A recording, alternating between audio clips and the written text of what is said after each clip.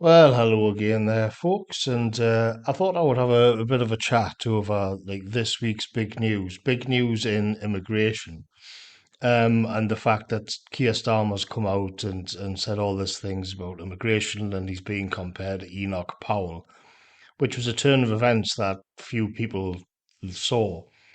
And I thought what was interesting is to like look back at the history of immigration and how we actually got to this point.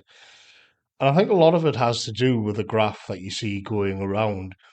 And what's really sort of crucial in all of this was where the Conservative Party just went absolutely berserk on immigration.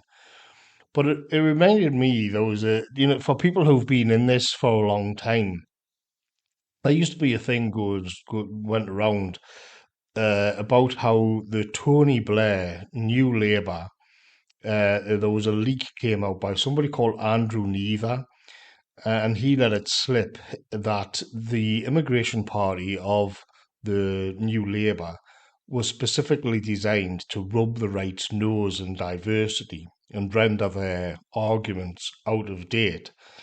In other words, like it was a deliberate plot to shift all of the country rightwards and in some way break the right wing sort of movements in the country, which could no longer function because you would have all of these quangos and this whole new multicultural sort of ideology and obsession, really, that would break, fundamentally shatter traditionalism, really.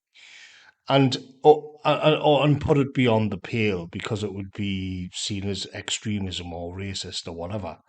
And as it turns out, what I find interesting is that the Tories were more than happy to rub not just their faces, but everybody's faces in diversity. Like they couldn't get enough of it. And it was as if, like, that was the case, if that's what New Labour set out to do, it was kind of crazy because the Tories were fine with it. They didn't really seem to mind at all. But still, when you look at that graph and you look at how we got here, I've been thinking and kind of come to the conclusion that what's actually happened is that it's the left's ideas that have been rendered obsolete because the Tories went so wild on immigration. Now, this may seem counterintuitive. I'm also not implying at all that the Tory party had some kind of grand 4D chess sort of conspiracy of their own. In actual fact, I think the Tory party should be banned for what they did, and there should be criminal investigations into what they did to this country over the last 5 years. But when you go back and you trace what had happened, I remember thinking um, around about 2016 or after that, that the immigration sort of seemed to stabilize. For a long time, we were running steady. And I've said this before that it was a steady number coming in. It was way too much. It was replacement. But in a way, I thought that they had reached maximum capacity, and that was kind of like all they could do. There's only so many people you can funnel into the country because just in terms of logistics, in terms of processing all of these people, and I was proven wrong by Boris Johnson, who just broke all records. But when you go back a little bit and you go back to Brexit, there's this idea that the global Britain was the real reason for the whole Brexit campaign, the European Union, and all of that. And people have said since, like it was obvious that it was a plot by certain sort of neoliberal Tories. Farage, Johnson was another one, even Jacob Rees-Mogg, Daniel Hannan, I think, and you had these kind of uh, utterly materialist sort of grifters. Really, they just see the country. They just wanted to make money, and the way they saw that was to get Britain out of the European Union, and then they would create like a sort of Singapore on Thames. And what you would have would be this pure, or like a sort of libertarian free market bonanza. But what they did was to string along the rubes the working class, mainly, who were fed up with mass immigration and had been for a long time. And so they could lean into that. Now, if you remember Nigel Farage with the big poster with all of the immigrants coming in and all of that kind of thing, they were the idea that, I mean, this is what the left would say as well. The idea was that they would sort of dog whistle to the patriotic working class base who are bearing the brunt of all of this mass immigration. So then Brexit actually happens, and what you find is that the old fashioned Polish plumber, these uh, Hungarian waitresses or whatever, people from around Europe, Eastern Europe primarily, who are working in pubs, doing this kind of thing. Now, what's interesting is that for a lot of the time throughout the 2000s, the discussions around immigration could be sort of couched in such a way where the British sort of working class were pitted against Polish plumbers, for example, or people from Romania, or people from Europe, people from continental Europe, which is to say other Europeans.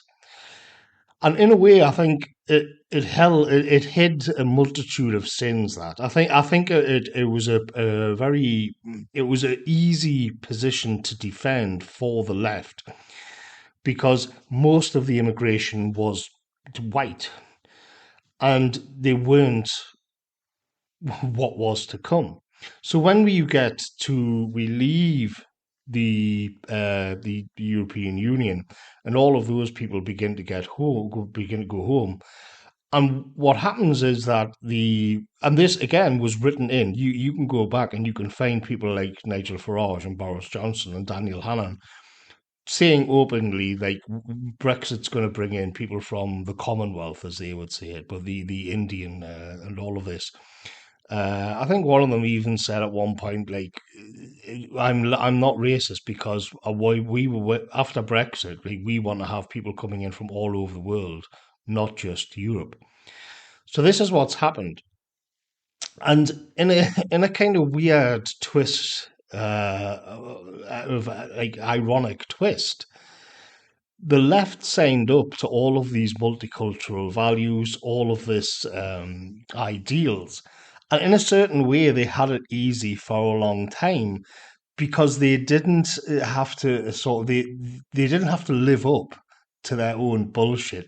They didn't have to really sort of say, well, everybody really is the same, and so when they were calling everybody the working class racist, they would always have a kind of steel man of a perfect immigrant in their mind.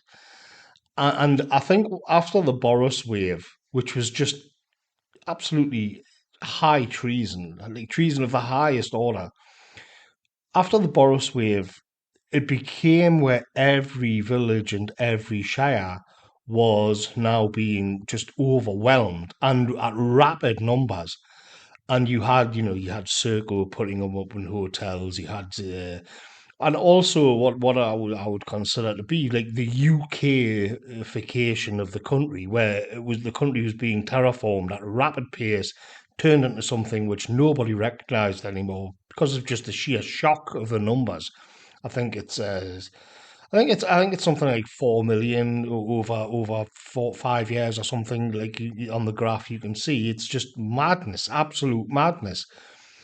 And all of a sudden, I think something's begun to happen now. In since Keir Starmer's made his sort of strangers island of strangers speech, I've been snooping around on some of the leftist media. Now, in the mainstream, it's pretty predictable. They're all outraged. They don't really understand this. What I'm saying here, they're not smart enough. They're trying to.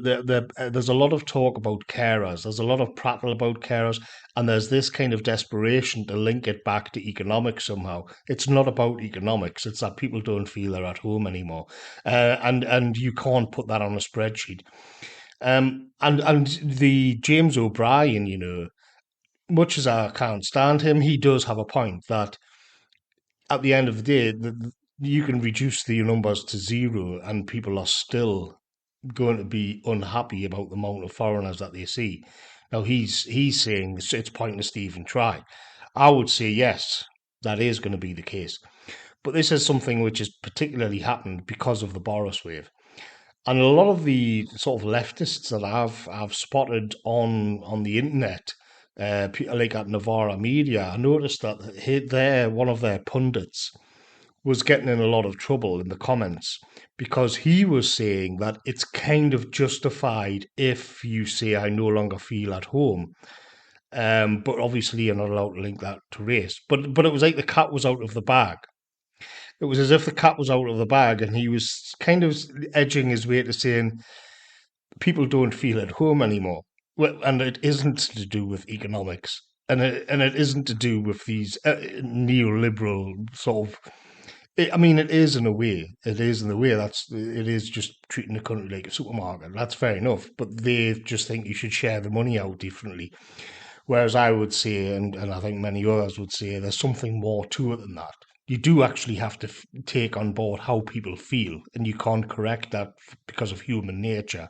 It's the human condition to want home. And I also think it's the case that many people on the left are now seeing it firsthand. They're getting it up close and personal. And again, it's not long gone now are the days when it was like a nice, cute Polish waitress. Long gone now are when it was a doctor from Holland and this kind of thing. The let's just say for the sake of the censors, because the human capital that came in uh, because of the Boris wave was just of a different order. It was just fundamentally different and at scale. Obviously, we always had bad ones coming in. You can look at the grooming scandals and all of this. It goes back a long way. But now, though, it was all we were getting, and it was in millions, literally millions. And I do think, like, I've often wondered, the politicians, the leftists, they all have family, and they it must be getting back to them. It must be, the casual kind of perving on women going was when they're going down the streets.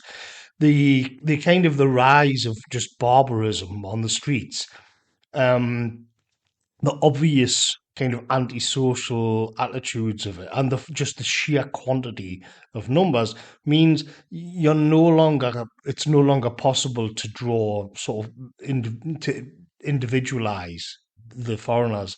It just becomes this wall, this mass of other. And all of this, I think, has led to a strange situation where the kind of the activist left in Britain were just exhausted because they were no longer enthusiastic about defending that position, but they didn't have an off ramp. And they're all moaning about Keir Starmer, but he's probably done them a favour. I mean, obviously, this is all a cynical thing because they're worried about reform. But fundamentally, I think there's a lot of them, and I saw it on some of the media. They are looking for an off ramp from this. They are thinking this position is just no longer tenable to hold. I just don't want to live like this anymore. But it's completely against my professed ideals.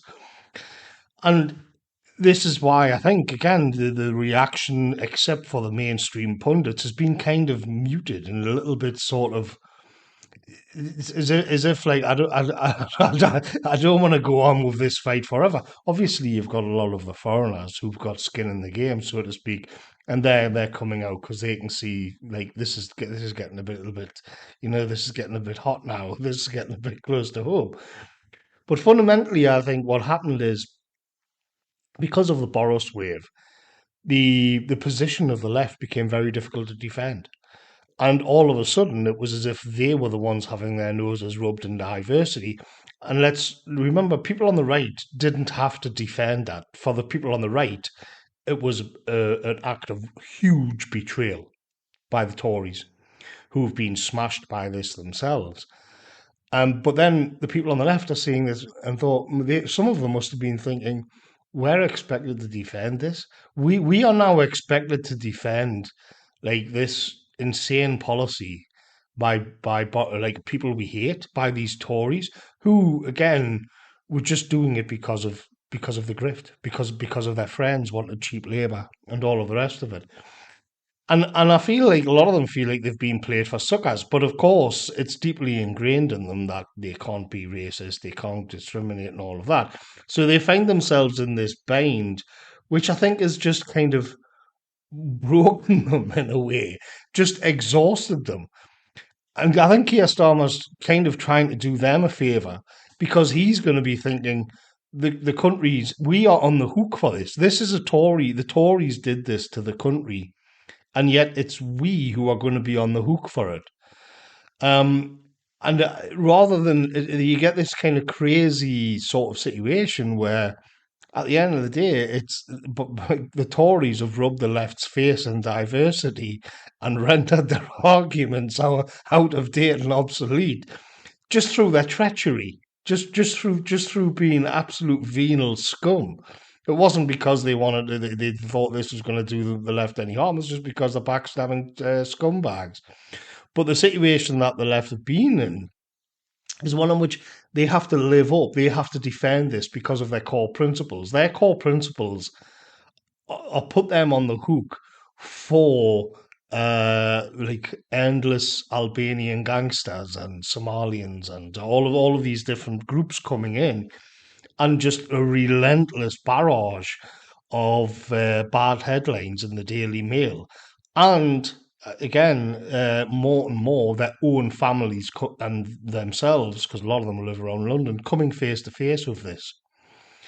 And so that's just some thoughts on how it ended up, where you go back to Andrew Neither and the New Labour plot, and it's like you crank that up. You crank that. You take away the Polish waitresses and you crank it up to like warp 10, like what the Tories did, and you end up pushing them beyond the capacity of the left to defend their own principles because it becomes so obvious what they have to live up to, that it's just no longer a tenable position.